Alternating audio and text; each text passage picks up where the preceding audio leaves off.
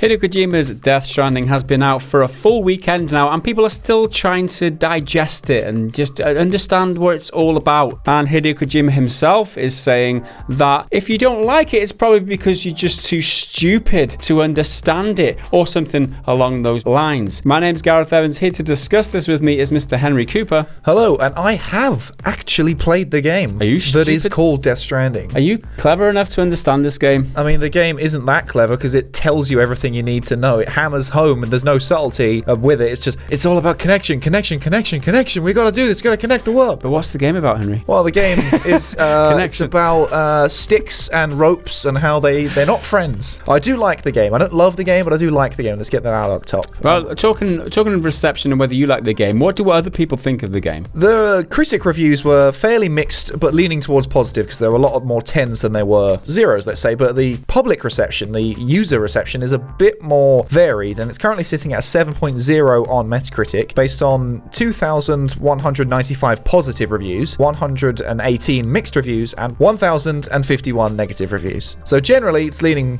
much harder on the positive side, but a lot of that is just 10, 10, 10, 10, 10, and then a lot of 0, 0, 0, 0, 0s. There's few actual, critical analyses in those figures. Yeah, it's generally the case. A very divisive game in terms of the user reception, and you can only imagine how many of those people who rated it as 0 never even played the game and just think, this isn't the kind of game for me. It looks shit. It doesn't seem like there's a lot of gameplay. I just rate it as 0 because lol, it's funny. This is the internet. It's a meme now. From my experience, I can sense a lot of people are just not gonna like it. The game all about connection isn't gonna connect with these people at all. That being said, the people who do like it, it's gonna get a solid cult following. A lot like games like Dark Souls, which I personally don't really like because it doesn't do it for me. It doesn't resonate for me. But there's that core group of people who absolutely love it. Yes. They are dedicated to it. They will play it 100 different ways. They do playthroughs where they don't wear any armor. They'll just use this one shitty weapon and see if they can beat it. Yeah. That's, I think, where this game's going to end up. Yeah, and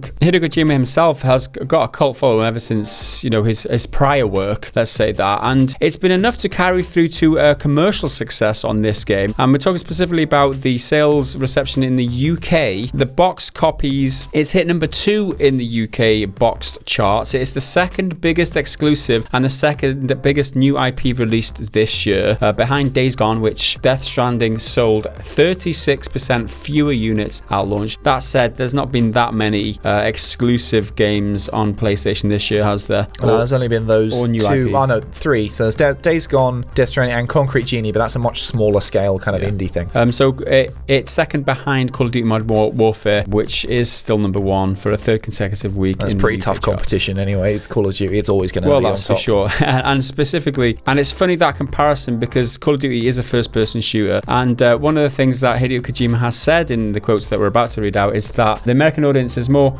accepting of first-person shooters. They understand them, but because they don't understand Death Stranding, that's why maybe the reviews weren't so high in the US, right? It does sound a lot like acclaimed film director Martin Scorsese's recent comments about the Marvel movies, because he's a very famous director for doing like good, solid, classic films, and he came out and said about Marvel blockbuster superhero fun movies, they're not cinema. They're not like real movies to him. Yeah, it does sound very similar. And so talking specifically about the critical reception in the US versus the rest of the world, by the way, the critical reception is still 83 on Metacritic with 2 negative reviews and 14 mixed. It is currently ranked the 26th best PS4 game of 2019 on Metacritic. So there's a little bit of context there for what he's about to say. And Hideo Kojima is quoted as saying the following: "I have to say that the game received enthusiastic reviews, especially in Europe and Japan. Here in the US, on the other side, we had stronger criticism. Maybe this is a game that is difficult to understand for a certain type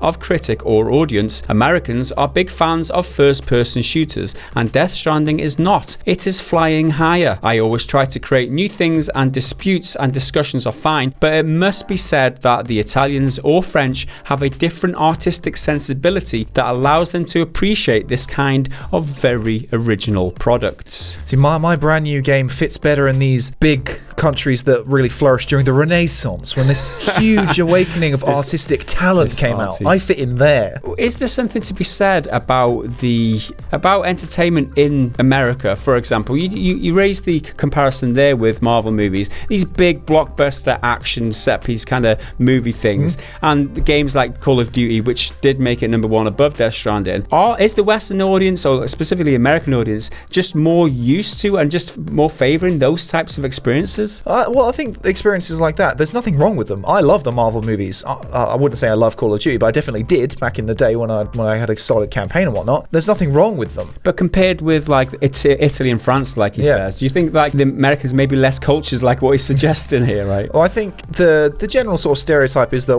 Western culture, in terms of the US and the UK as well, very much, because the UK is a bit different to the rest of Europe, is consumer culture and arguably materialism. And in those markets, advertising and all that generally dictates what's going to sell the best. It's not necessarily what actually is the best. It's got what's the most posters everywhere. That's going to sell the best because people are going to see it more and then they'll buy it. Whereas I don't think that is the way business is done in those places in Europe like France and Italy. I can't speak to that personally because I've not promoted anything in those markets, but that's what it seems to sound like to me. He's obviously suggesting here that there is a cultural thing as to the reception of his game. You know, a certain culture will appreciate his game more than other cultures just because because it's a subjective thing. Like it's supposed to be art. It's supposed to be. I mean, Death Stranding is a long game. It's a game you have to be patient with. Very. And it's not very action oriented. And I think that's his point. I don't think he's trying to diss the Americans personally.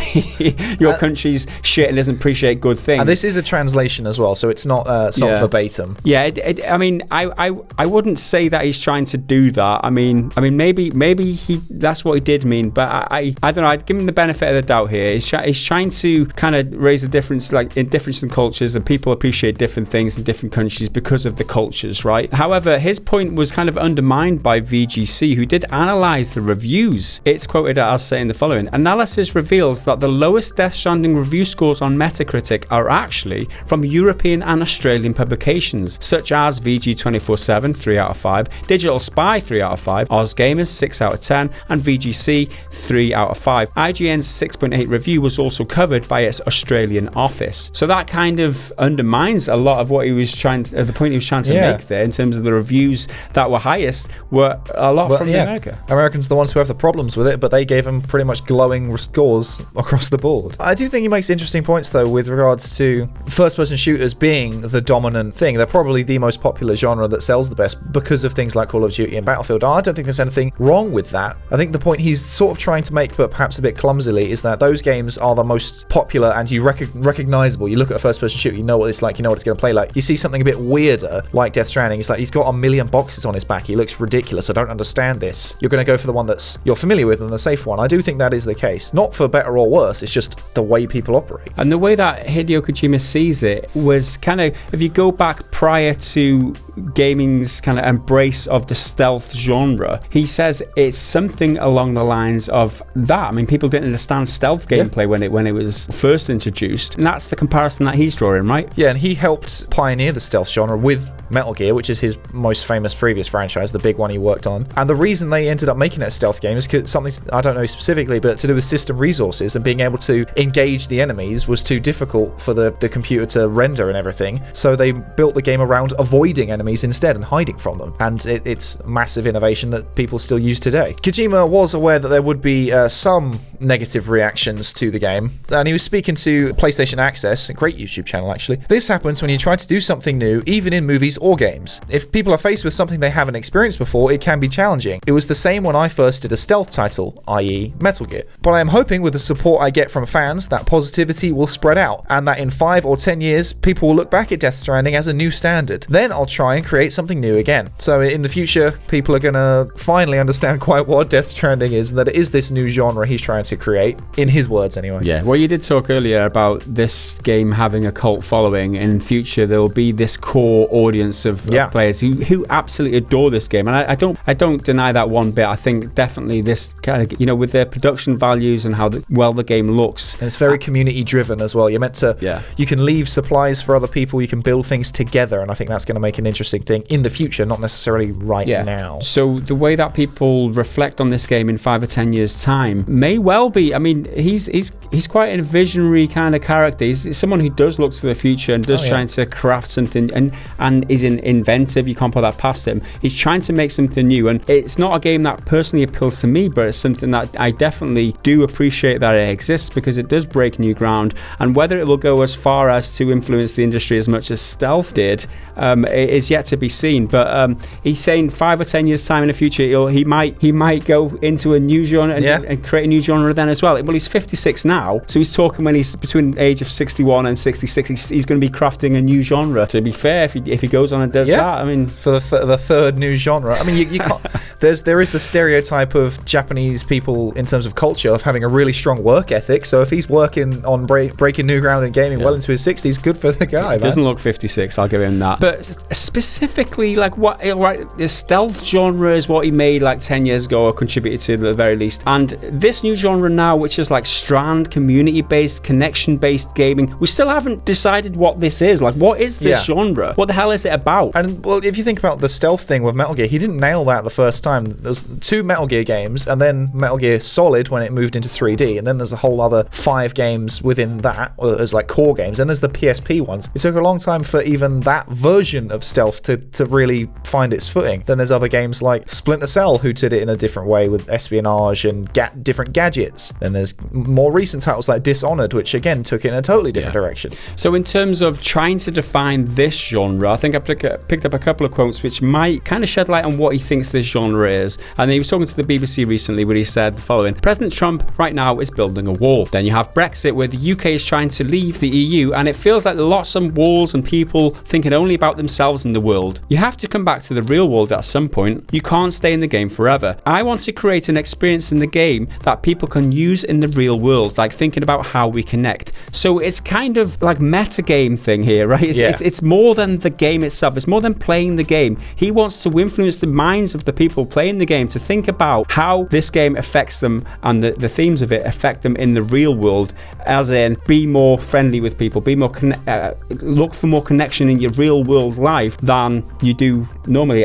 Is that kind of what he's getting at here? It seems like it. And then there's the debate of why didn't he just make a movie? And that's where my big question is going into this game. Or a TV show where it's like 10 part, where he can take the time to tell his story properly, and people are going to be patient enough to sit through it. Narratively, it would perfectly suit a TV show because it is so long. You can make it really episodic, and you can have a big reveal at kind of the end of every episode, and you learn more and more. Big finale. That would be really great. But in terms of gameplay informing the theme, and the theme is about connection, and that's where I think it does justify being a game, because you doing it and you personally manually going out to all of these places and connecting to the network and everything, that hammers home the message of bringing everyone together and working with people in terms of the community aspects of dropping ladders and tools and stuff for them. That justifies it being a game as an interactive experience rather than a movie, because a movie, there's that disconnect. You're passive. You're just an observer. So if you watch a film about being a builder, and you can, that really can be quite difficult to be a builder out in the rain, that really sucks. But then if you actually do the act of being a builder in the real world in the rain, you can experience it. You may not enjoy it. You may not enjoy that experience, but you can understand it in a clearer way, if that makes sense. And in the same way, this is Death Stranding. You might not enjoy it, but going through it might educate, it might change the way you think about the world, right? And I think maybe that's what his new genre is trying to achieve. Yeah, I think the future of this Death Stranding franchise shouldn't be just games. I think the best way for him to do it is to expand into film production and TV shows and even music and all kinds of art, and have an interdisciplinary kind of thing, which people have tried before. The Matrix tried it with the Animatrix, different short stories. Even what's the game recently? Quantum Break had the TV show tacked on, but it didn't gel well. And I feel like if he does do a TV show or a movie or something in the future for Death Stranding, it would make a lot more sense to throw his brand sponsorships into that type of medium, because it doesn't gel quite well with Death Stranding as a game. Let's just say that, right? Heavily artistically driven game with horrendous product placement that is totally immersion shattering. In what world? What version of this world is Norman Reedus, the character you're playing? It has the same face as the character you are. Have a advertisement on the cubicle of the shitter that you use in your own house, like this marketing space, which is such a premium that someone's paid to have that marketed and displayed on the shitter in your own little cubicle thing. In a world where you don't interact with any other real people. What version of the law does that make sense? But anyway, that's another story for another day. But anyway, make sure you let us know what you think about Death Stranding. Have you played it? Are you enjoying it? Are you hating it? Have you not played it? And are you enjoying it and hating it? Because people seem to be throwing out their opinions regardless over there on things like Twitter and Reddit. Hit that subscribe button. Go on over to patreon.com/prettygoodgaming and make sure to tune into our podcast this week because I'm really planning to dive in deep with my impressions of the game, which will be out on Friday for Patreon members and on Sunday for the general public. But anyway, I've been Henry, he's been Gaz. We'll see you next time. Bye for now.